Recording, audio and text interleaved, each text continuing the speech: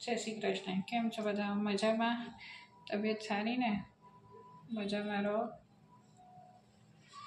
તમને બધાને થતું હશે કે આ બેન આટલી ઉંમરના છે, 50 વર્ષ થવા આવ્યા, 49ના છે, તો જે એમને મેરેજ નહીં કર્યા હોય એકલા રહે છે.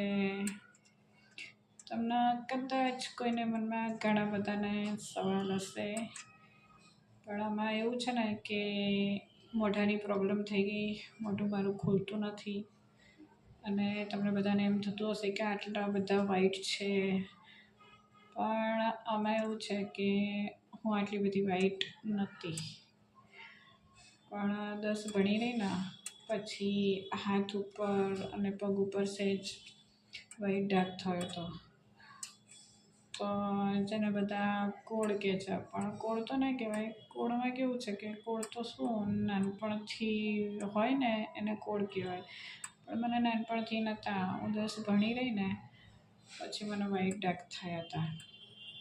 અને પછી દવા બધી ઘણી કરી અને જે દવા અસર કરતી હતી તો એ દવા કરવાની પરિસ્થિતિ અમારી નહોતી, એટલે પછી એ દવા બંધ કરી દેવી પડી મારે. અને પછી ધીરે ધીરે વાઈટ ડાઘ બધા થવા મળે શરીરમાં. અને અત્યારે તો આખી વાઈટ થઈ ગઈ છું, એટલે આટલી સારી લાગુ છું.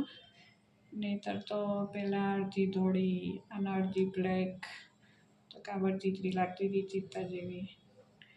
ચલો, બીજી વાત કાલે કરીશ. જય શ્રી કૃષ્ણ.